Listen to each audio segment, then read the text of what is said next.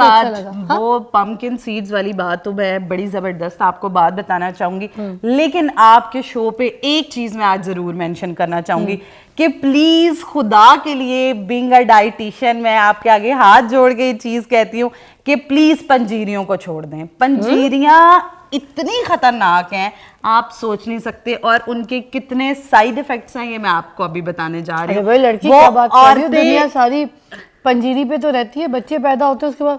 देखिए postpartum time में वो औरतें जो कहती हैं हमारा वजन वो वाला कभी गया ही नहीं, देखिए पंजीरियां इज अ बिग कॉज। अच्छा जी, अब सबसे मैं आपको रिसर्च के साथ एक बहुत बड़ा फैक्ट बताती हूँ। ये आप देख रहे हैं हमारे पास अलसी के बीज हैं, ये हमारे पास सफेद तिल है, ये हमारे पास मुख्तलिफ बीज हैं।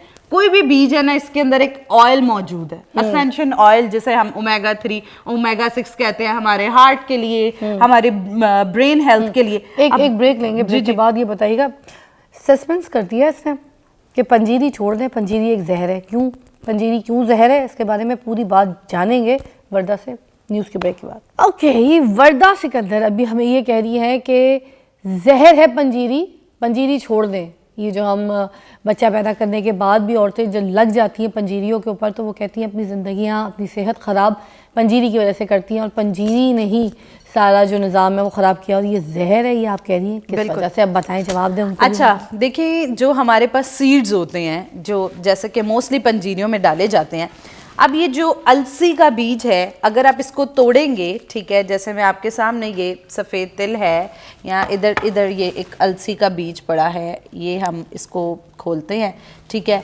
अगर आप इसको देखेंगे, इसको आप खोलते जाएंगे तो इसके अंदर ऑयल, एक ऑयल मौजूद है, ठीक है। वही ऑयल इसका एसेंशियल ऑयल या इसकी अफादियत है, जिसको ओमेगा 3 ओमेगा 6 के हम फॉर्म में कहते हैं, जो हमारी हार्ट हेल्थ के लिए, उन तमाम चीज़ों के लिए अच्छा है। अब क्या होता है कि 20 मिनट के बाद कुदरती तौर पे ये जो ऑयल होता है ये एवेपोरेट हो जाता है अगर ये खुला हुआ है, ठीक है। तो अब क्या होता है कि जिस तरह नेल पॉलिश आपने लगाई है वो रिमूवर है, 20 मिनट बाद एवेपोरेट हो जाता है। इसी तरह जो अलसी है, इसकी जो क्वालिटी है उस अलसी, इसका भी यही सेम सीन होता है कि इसके अंदर का जो सीड है वो भी, इसका ऑयल जो है वो फौरन जो इसका ऑयल है वो उड़ जाता है। अच्छा, अब क्या होता ये है कि अब हमारे यहाँ होता है कि हम लोग बनाते हैं मिक्सचर बहुत सारी बीजों का, बहुत सारे नट्स का पंजीरियों में, उसको ग्राइंड करके अच्छी तरह। अब देखिए, आपने अगर 10-10 महीने की पंजीरी इकट्ठी बना के रखी है और उन सीड्स को आपने ग्राइंड कर दिया हुआ है, ब्लेंड कर दिया हुआ है, तो आप समझते हैं उसका कोई फ़ायदा है? उसका कोई फ़ायदा नहीं। और उसके अलावा उसके अंदर इतनी ज़्यादा शक्कर, चीनियाँ, देसी घी, गुड़ के काढ़े बना के, और मतलब मैंने देखा आधा किलो काढ़ा, आधा किलो देसी घी, ठीक है। हम अपने जो एंसेस्टर्स हैं उन सारी की बहुत ज़्यादा रिस्पेक्ट करते हैं, और वो सारी चीज़ में अपनी दादियाँ, नानियाँ,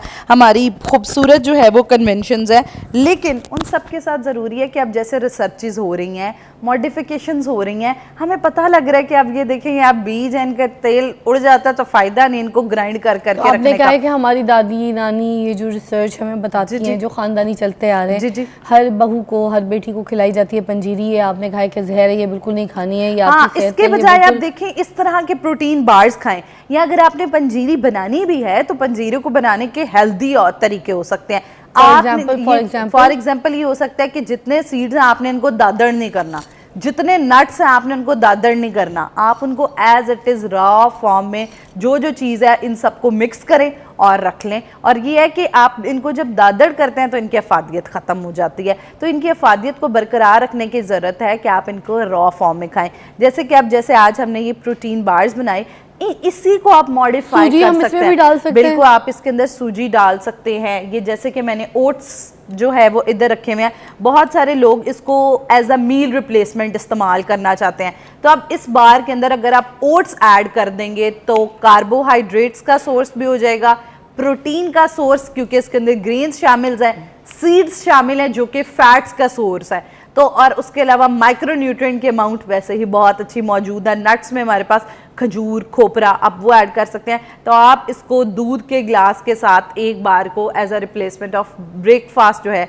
वो भी ले सकते हैं, as a breakfast of meal ले सकते हैं, स्नैक ले सकते हैं, क्योंकि अंदर इसके तमाम मैक्रो न्यूट्रिएंट्स मौजूद हैं। बच्चों के लिए आप इसके अंदर चॉकलेट ऐड कर सकते हैं, जिम पर्सन है वो इसके अंदर पीनट बटर ऐड कर सकते हैं। ज़बरदस्त। एक ब्रेक लेंगे, ब्रेक के बाद आपको दोबारा ज्वाइन करेंगे। आज पंजीरी जो है वो कह दिया गया है कि जहर है, वो मत खाएं, अगर खाएं तो उसका ऑल्टरनेट क्या है और उसको किस तरीके से खाना है। अगर पंजीरी ही बनानी है तो उसकी जो रेसिपी चेंज की गई है, आज ये रील देखेगा ताकि अपनी लाइफ में इसको भी चेंज करें एज़ पर वर्दा। यार ये तो ऐसी ऐसी बातें आज हमें बता के जा रही है वर्दा सिकंदर कि मुझे बस, मैं कह रही हूँ लाइफस्टाइल में कितना कुछ चेंज करने की ज़रूरत है।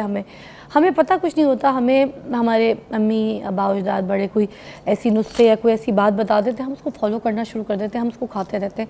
मगर वो जो एक यहाँ पे हमें अल्लाह ताला ने दी है ना अकल, जिसको अल्लाह ताला ने कहा है इस्तेमाल करो, मगर हम उसको इस्तेमाल नहीं करते।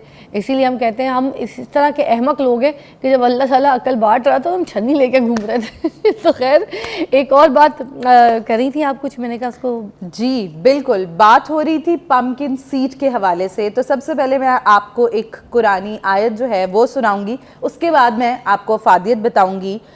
और हमने उनको एक खाली ज़मीन पर डाला इस हालात में कि वो बीमार थे, और हमने उनके ऊपर एक कद्दू का पौधा उगा दिया। अब ये बात हो रही है हज़रत यूनुस अलैहिस्सलाम की, जिनको मछली के पेट में 40 दिन के लिए रखा गया। अब जब वो 40 दिन के बाद मछली के पेट से बाहर आए तो उनका जिस्म जो है वो बहुत ज़्यादा ज़ख्मी हो चुका था, उनका जिस्म गल चुका हुआ था और उनके अंदर एनर्जी, ताकत बिल्कुल भी नहीं थी, और उनके मुंह से अजीब आवाज़ें आ रही थी कि वो इतनी ज़्यादा तकलीफ़ में थे। तो अल्लाह ताला की तरफ से क्या हुआ कि फ़रिश्ते आए और उन्होंने उनकी साइडों पे कद्दू के बीज फेंक दिए, और 2 दिन के अंदर उन कद्दुओं का पौधा उग गया, और उन पौधों उस जो पौधा है उसके अंदर वो लिपट गए, और 3 दिन के अंदर उनका जिस्म बिल्कुल ठीक हो गया। उनका जिस्म जो गला हुआ था, उनके जिस्म में जो ज़ख्म थे वो बिल्कुल ठीक हो गए। तो साबित इस जो वाक़या है इससे ये हुआ है कि आप देखें, ये आप देख रहे हैं ये छोटे छोटे बीज, हाँ। कद्दू के कितने छोटे छोटे बीज, और इनकी अफादियत किस कदर ज़्यादा है कि एक गला जिस्म जो बिल्कुल बेजान हो गया हुआ था, जिसके अंदर ताकत बिल्कुल ख़त्म हो गई थी, इस कद्दू के सिर्फ पौधे से वो कितना ज़्यादा हील हो गया। तो हम अपनी ज़िंदगियों में इतने ज़बरदस्त इंग्रेडिएंट्स हमारे किचन में मौजूद हैं, लेकिन फिज़ा हम है कि जी ये सप्लीमेंट खा लें, वो सप्लीमेंट खा लें।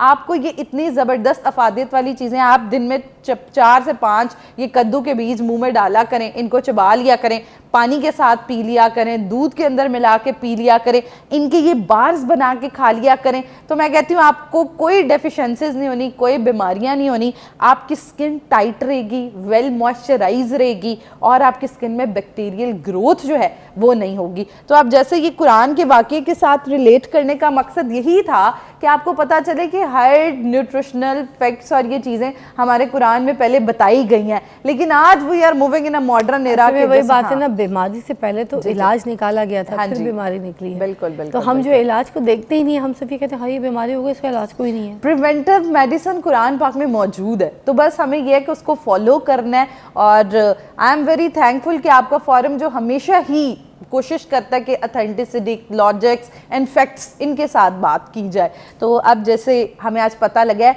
तो अब हमने ये जो बार्स हैं इनको ज़रूर बनाना है। एज ए मेडिसिन भी लेना है, एज ए